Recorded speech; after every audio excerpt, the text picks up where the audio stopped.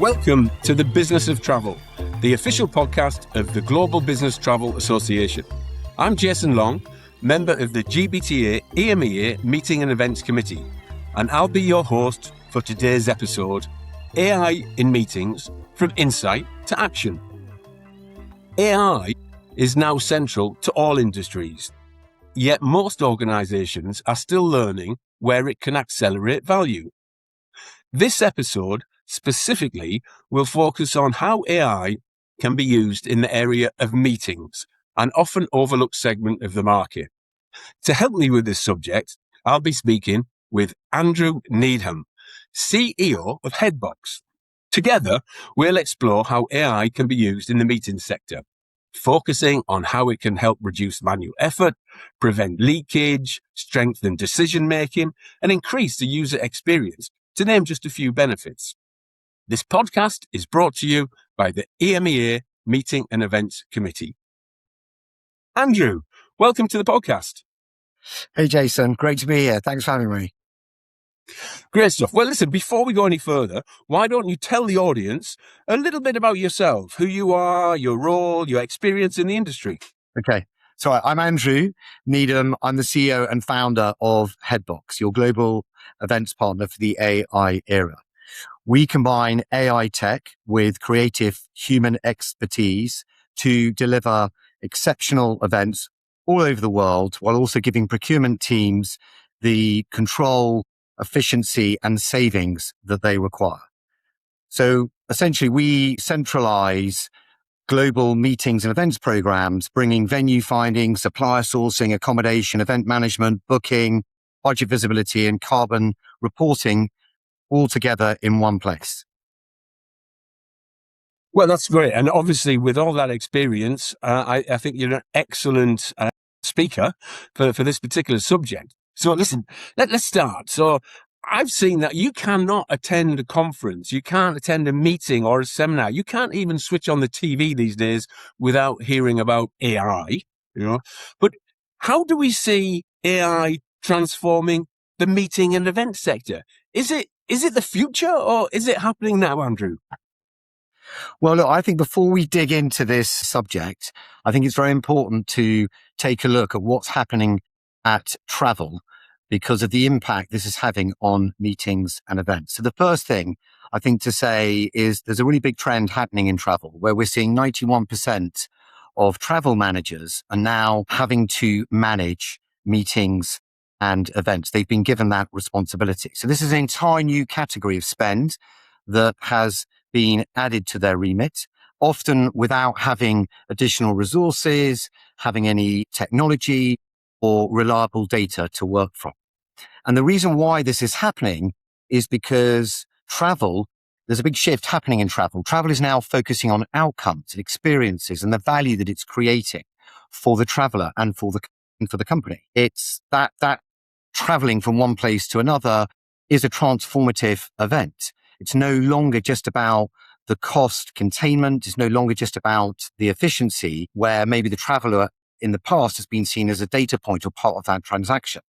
And the reason why that's important for meetings and events is because it's really elevating the strategic importance of meetings and events alongside travel to deliver meaningful and purposeful experiences and outcomes rooted in human connection. And I think this is exciting because it's elevating M&E at a time when travel managers now have to manage it.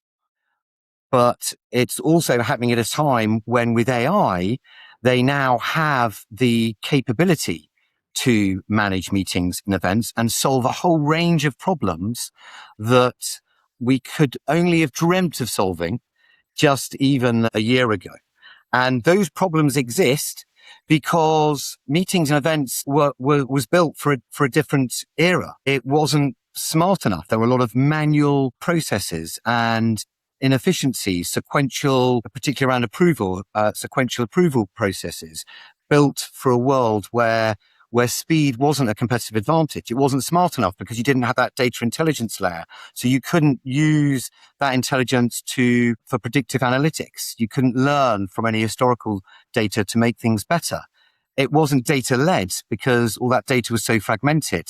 It wasn't reliable or in one place. So procurement had no real time visibility, and it wasn't scalable because the only way to grow was proportionally with more people. Well, AI is changing all of that.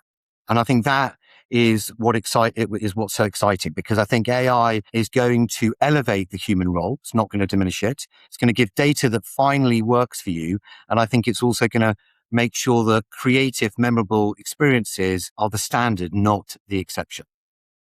Right. Well, you mentioned data a few times within that opening there. From my experience, getting data for travel managers and travel procurement specialists is very difficult, especially in the area of meetings. And we all know that data is the foundation of AI. So is that a contradiction? What are your thoughts there? I think some corporates are running blind.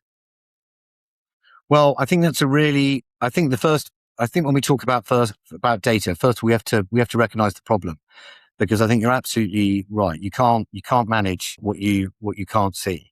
And I think that is so true of meetings and events, because the data is unmanaged. It is unreliable. You've got lots of different, and this comes up in client conversations I have the whole time, where you've got lots of bookers, lots of PAs, EAs, event planners that are doing things on their own individually. So they're having direct relationships with venues, with suppliers. A lot of this is happening offline.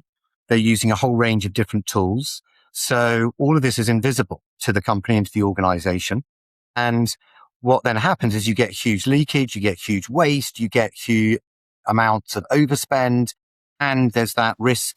There's that whole area around risk.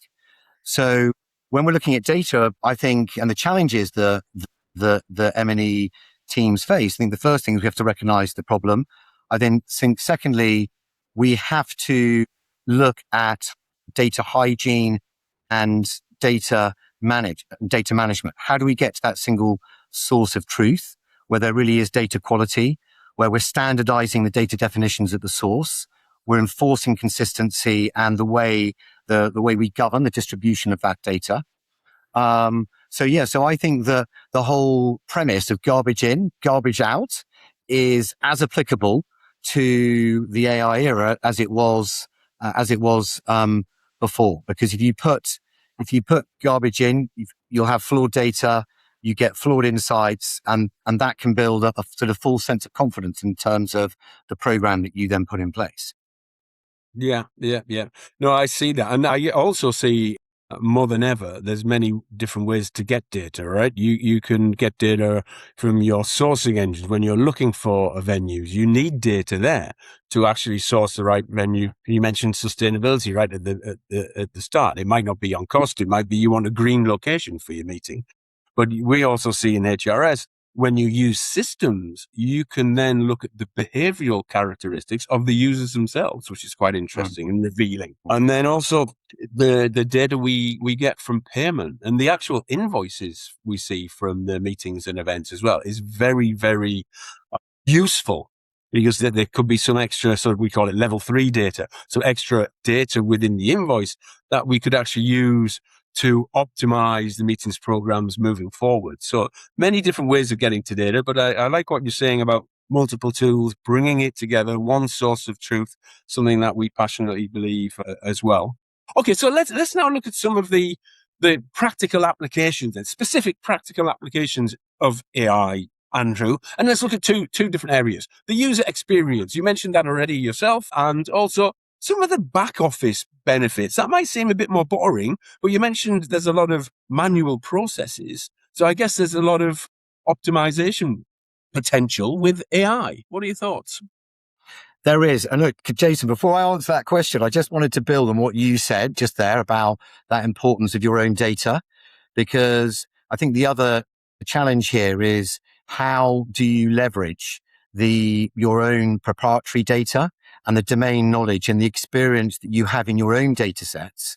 How do you leverage that? How do you combine that with large language model, open AI, large language model data? How do you combine that closed proprietary data set with open source large language model data to give you that intelligence layer that you talked about, because I think that is how you create that data moat. I think people think the competitive advantage comes from large language models, but it doesn't. That's like the electricity. It's what you put into that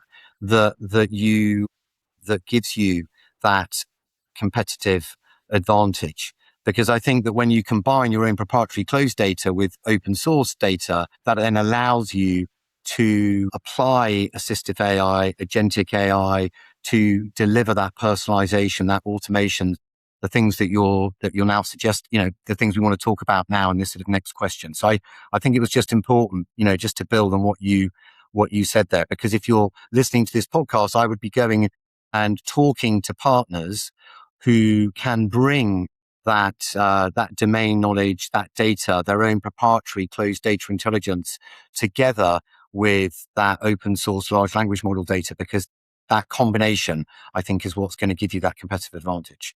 Yeah, I fully agree. Okay, so give me some of these benefits. Going back then to your sort of two examples though, because that gets us into some practical examples here. And I think when we talk about that user experience, one of the areas where I think AI is having a big impact on user experience is when it comes to venue sourcing.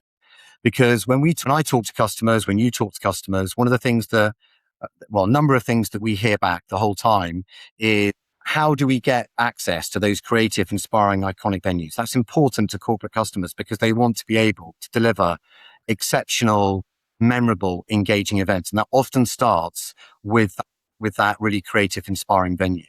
They also tell us a lot that they want to make sure that you've got venues of choice to cater across the whole meeting and events program they have, across all of the event types that they need. So whether that could be from a meeting room to a private dining, all the way to the Christmas party, summer party, the learning and development, the activities that the employees want to get up to, and everything in between. They talk about the importance of how do we make this more personalized? How do we deliver more content to give more context to the planner, so the planner can really think about the overall experience that they want to deliver. So just imagine, I'm just going to put this out there, just imagine if you could, with your fingertips, in a matter of seconds, find those really creative, inspiring, iconic venues in any city, anywhere over the world in a matter of seconds. And I think this is happening. The ability to do this is here, because I think when you apply agentic AI, you apply what we call deep research. You can use agents to really help bring back, from a venue sourcing point of view, you can bring back, based on that vast knowledge of your own proprietary data and open source data, you can provide a much faster, smarter, more scalable, more accurate way of venue sourcing to make that end experience richer, more personalized, and offer more choice. So that is one example that I would say is there right now. I think the second sort of example you then talked about is in that workflow, how this is really making a difference to workflows.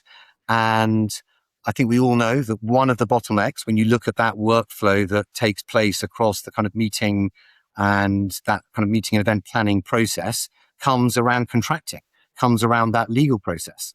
There is a lot of unstructured data there, because you often have to read, interpret, re-enter different parts of that contract process. And the way that data arrives, as I say, is very unstructured. It can be in PDF. It can be in a whole range of different formats. So what we're seeing is the ability here to, using AI, to really streamline that, to take 90% of that time away from that process. So that's a huge reduction in time and in the bottleneck. And I think when you streamline that contracting piece, that also feeds into the invoicing and makes that side, the next step, much faster. So I think those are two examples. There are more, I think, in that booking flow, in the sort of planning and booking flow, that an EA or a PA or a booker or a planner is having to go through at the moment, where AI, I think, is making a big difference. I mean, in fact, just building on that, what we've seen is, as you automate that process flow that you were talking about, Mm. you can then bring extra intelligence to the overall system that you Yes. never had before. So, for example, we can now check the invoice to make sure what is on the invoice and actually charged to the corporate, the client, corresponds to what was in the electronic contract, corresponds to what was actually reserved. As we know, especially in the area of meetings, that when you get the final invoice from the hotel or the venue, very, very often there's extra items that nobody envisaged. And to have an automated way of checking that and then processing that or automating the approval around that is a huge step forward for most travel managers, admins, executive assistants, who, as you said before, they're just doing that directly with the hotel themselves, calling the hotel, chasing up on errors, a huge amount of time that is just wiped out through automation and AI. No, and I totally agree. I think also, when I think about the importance of domain knowledge and what the data tells you, the narrative that tells you, which you only have from experience of being in this market, is just understanding that I think meetings and events is primarily service led, and it's how do you use technology? How do you use, now we're talking about AI, to deliver a much better service for the customer? And I think that is about understanding the role that technology and AI plays alongside the importance of the human and the human in the loop. And I think we've always looked at building our solutions, how we use technology, how we use AI. We always do that with a really strong understanding of the important role that humans play alongside the software, alongside the AI, alongside the technology. And I think there's a real knack to doing that, and to doing that well, to ensure that you're always focused on the end result, solving that problem in the best way possible, and delivering a much, much better service. That's why we're talking about the importance of AI, is because it's all about delivering a much better service to the customer than we were able to do before. And I think it's really important to understand that, how those two things work in tandem. Okay, so it seems undisputable that AI can bring huge benefits to our sector, the business travel, and in particular the meetings segment of that. You mentioned right at the start that 91% of travel managers have now taken responsibility for this particular segment. They might not have any tools or technology at the moment, but any advice or anything that you can offer our audience to encourage them to learn more? Where do they go to learn about the benefits of AI? Well, I think the first thing to say, because I think that, again, I see this when I don't know if it's the same for you, Jason, but I see this when I talk to the customers, and particularly to EAs and PAs. They can be frightened of AI. Is AI going to replace what they do? Is it going to replace their job? And I think the most important thing is to, I would say, embrace it. Lean into learning as much as possible about AI. I know it's disputed whether Sam Altman said this, but AI won't replace humans, but humans who use AI will replace those that don't. And I think one of the things that we should really take comfort from is that human gatherings are going to become more valuable, not less. Because in a world that is saturated with synthetic interaction, the premium on real witness shared experiences of face-to-face meetings and events is only going to go up. And that is because that is the only format that you can't fake it. And I think in an era of epistemic uncertainty, that makes them irreplaceable. So that's the first thing I would say, is really embrace it and step into it. Right. The second thing I'd say is really, I would encourage teams to be what I would call AI smart. So really think about how you can elevate what you do by identifying those parts of the process, those parts of what you do, of that administrative side, the operational side of what you do. How can you take away those admin heavy tasks? How can you alleviate that administrative burden in your day-to-day jobs by using the different tools that are out there with AI to help streamline what it is you do.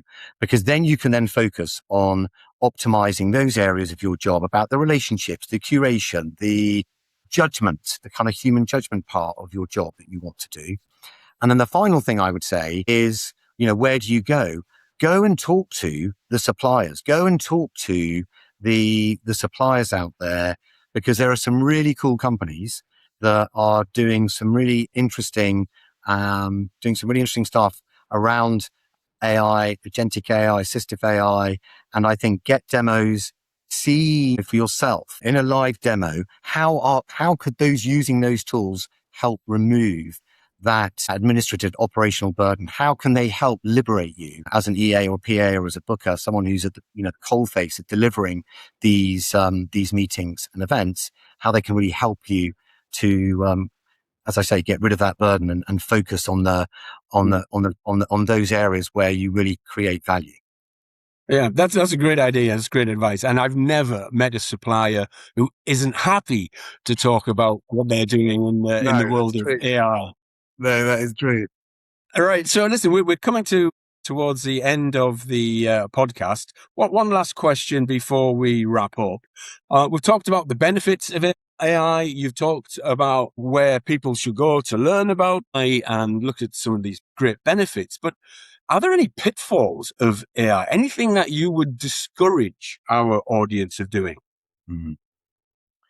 So I think this is a really interesting question. And I think the first area we have to talk about here is about trust. And I think that this is a tension at the heart of the AI era. And I think it matters really massively to us and to our industry, because as AI becomes more ubiquitous, the scarcest commodity of all is trust. And I think we're seeing this. We're seeing the kind of pitfalls around this in a number of different ways. So you're looking at brands. Some brands are suffering from what we call authenticity fatigue, because they're very focused on trying to make everything they do look perfect, look smooth, and then it kind of lacks that authenticity. It's kind of devoid of that human soul. So I would definitely have that as a watch out. I think also, and I think this is the cautionary tale that I don't know, we've all heard about this with Klarna, but they obviously lost 700 of their customer service agents with AI. They realized that caused them a lot of problems globally. And then they quietly 18 months later started to re-recruit their human customer satisfaction team back because customer satisfaction had deteriorated so quickly. So this whole focus on cost and productivity, yes, you're going to get pressure from your boss. We're all going to get pressure from the CEO, because they will be looking for that. And that is obviously coming to travel. It's not coming, it's here with travel and meetings and events. But I think it's not losing sight of the experience and that the importance of the experience and how people connect, how people feel, which is what we do. This is what we are the masters of. And I think the second area, watch out, I think for me would be around trust, is going to be around security. And I know that maybe this is an obvious one, but I was reading about this just the other day, that 38% of employees are already sharing sensitive information about their company without perhaps realizing it, because they're copying and pasting things and putting that into those large language models. And we're seeing, from a phishing, 80% of all phishing emails are all now AI assisted. So I think I think when we're looking at those watch outs, it's not going to be those companies that automate the fastest with AI, but I think it's the ones that are going to be very deliberate about it, where AI is trusted. They're very clear about where AI is trusted to act, but they're very clear about the guardrails that have been put in and really understand where that human judgment still matters. And I think that comes back to what we were talking about, that importance of domain knowledge, because I think, speed without without experience, speed without that domain knowledge just equals faster mistakes. So got that. Well, thank you, Andrew. You mentioned authenticity fatigue. Haven't heard that before, but I will remember that. And you've been very, very authentic, that's for sure. So thank you for your time. Thank you for your insight. I think your experiences and your views will resonate with our listeners. So that's a wrap for us. You have been listening to The Business of Travel, the official podcast of the Global Business Travel Association. For more information about GBTA and its work, please visit gbta.org. And finally, before we go, please make sure to rate and review this podcast. We will be looking at the feedback and hopefully making the next one even better. Thanks for listening.